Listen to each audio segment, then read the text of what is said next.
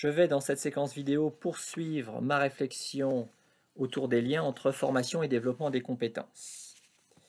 Alors, lors de ma dernière séquence vidéo, j'avais posé une question, à savoir, quelles sont les conditions à réunir pour qu'une démarche de formation se traduise dans les faits par le développement des compétences des salariés. J'avais dit que c'était une question éminemment pratique et éminemment opérationnelle.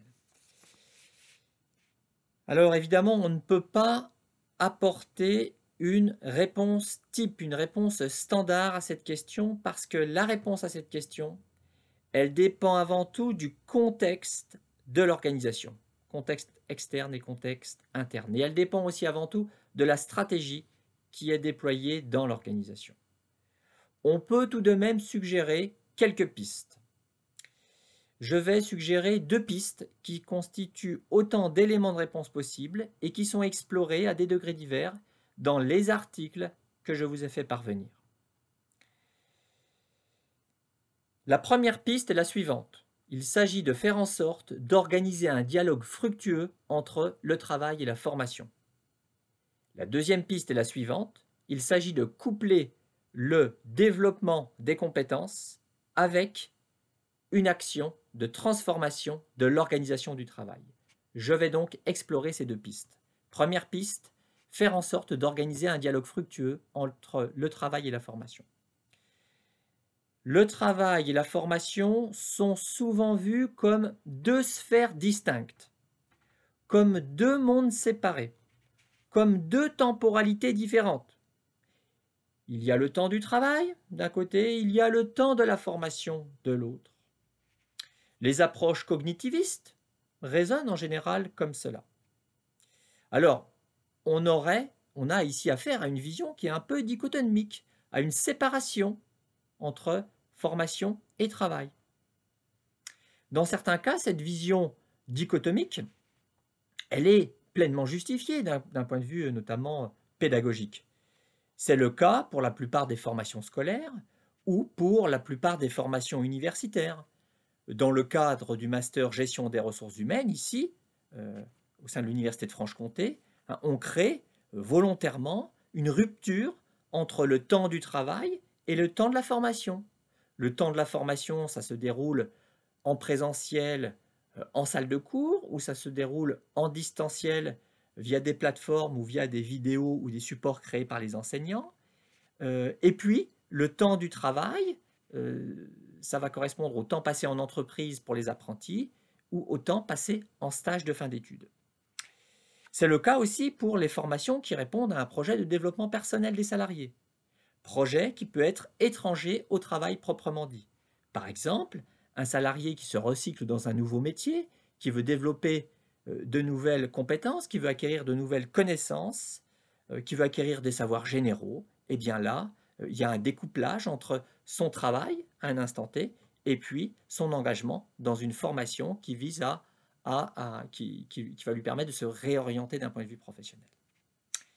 Mais quand le projet de la direction est de développer les compétences professionnelles des salariés en rapport avec le travail réalisé et en lien avec le contexte organisationnel, c'est-à-dire en lien avec les exigences qui sont celles de l'organisation, eh bien alors, dans ce cas-là, on va essayer de faire dialoguer au maximum la formation et le travail.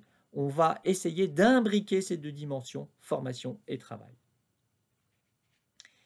Il s'agit alors de faire en sorte d'intégrer situation de travail et situation de formation. Se pose alors, à partir de ce moment-là, toute une série de questions.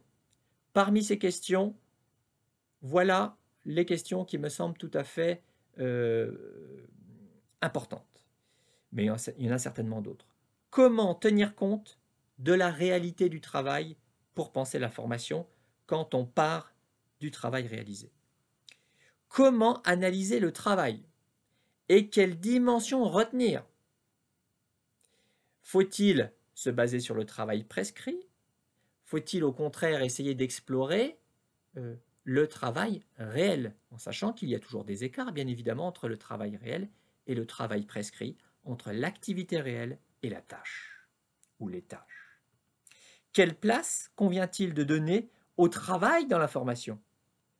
Comment tenir compte des compétences et des connaissances déjà détenues par les salariés et acquises préalablement dans le travail?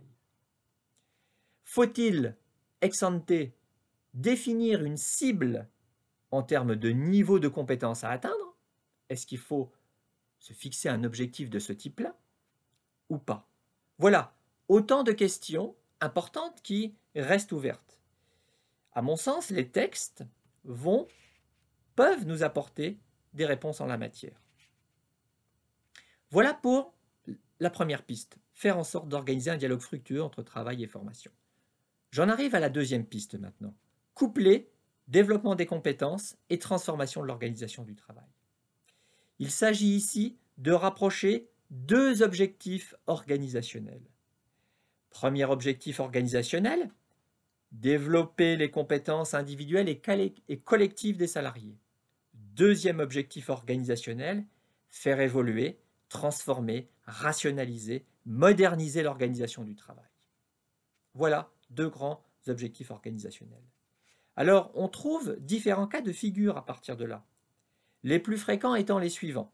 Il y a en fait 4 cas de figure, et les 2 premiers cas de figure, ce sont ceux qu'on trouve le plus fréquemment dans la réalité. Premier cas de figure. Dans certains cas, on sépare quasi complètement ces deux objectifs, comme si on avait affaire à deux actions de nature différente. Il y aurait, dans cette perspective, d'un côté une action à mener en termes de gestion des ressources humaines. Il s'agirait de développer les compétences via la formation. Et puis de l'autre, il y aurait une action à mener dans le champ organisationnel sur l'organisation du travail. Il s'agirait de transformer l'organisation du travail. Là, quand on est dans cette perspective-là, ça veut dire qu'on n'a pas un véritable couplage entre ces deux objectifs. Ça arrive très fréquemment. Ce sont en général d'ailleurs dans les organisations des acteurs différents qui sont assignés à l'atteinte de ces deux objectifs. Les RH d'un côté, les ingénieurs, les techniciens, les managers de l'autre. Et ça se rencontre peu ou difficilement. Et dans d'autres cas, deuxième cas de figure, on va essayer de créer un lien entre ces deux objectifs. Mais ce faisant, on va organiser une relation de dépendance unilatérale entre ces deux dimensions. C'est-à-dire, plus précisément, plus concrètement, on va faire du développement des compétences via la formation une réponse à la mise en place d'un nouveau schéma organisationnel. Le but ultime étant d'adapter les salariés à une nouvelle organisation du travail. Donc, dans cette perspective, l'organisation du travail reste première. Il s'agit tout d'abord d'une action à mener sur l'organisation du travail. On va transformer l'organisation du travail. Et ensuite, on va essayer d'adapter les salariés à cette nouvelle organisation du travail en prenant la formation comme un levier d'action pour atteindre ce second objectif.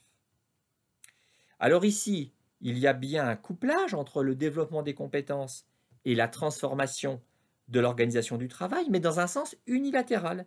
Il y a une sorte de déterminisme organisationnel sous-jacent. Ce sont les actions en termes de transformation de l'organisation du travail qui vont en fait déterminer les actions que l'on va mener en termes de formation pour développer les compétences des salariés. Mais on peut aussi penser à d'autres couplages possibles qui sont plus rares. Et on peut mettre en évidence en fait deux autres cas de figure. Beaucoup plus rares, il est vrai. Le troisième cas de figure est le suivant. On peut inverser les termes de la relation pour faire du développement des compétences via la formation le point de départ d'une action de transformation de l'organisation du travail. C'est l'inverse, cette fois-ci. Et puis, quatrième cas de figure, on peut enfin penser à un couplage réciproque entre les deux termes de la relation, entre les deux objectifs, c'est-à-dire qu'on va essayer de mettre en évidence une relation de codétermination entre ces deux objectifs. On agira alors de manière simultanée, j'insiste, de manière simultanée, sur le développement des compétences via la formation et sur l'organisation du travail. On mènera de concert des actions de transformation de l'organisation du travail et des actions de formation pour inciter les salariés à développer de nouvelles compétences. La question est, pour réussir tous ces couplages, comment faire d'un point de vue méthodologique? Comment peut-on s'y prendre? On a, me semble-t-il, des éléments de réponse dans au moins 2 des 3 textes que je vous ai passés. J'aurai l'occasion d'y revenir dans une prochaine séquence vidéo. Au revoir.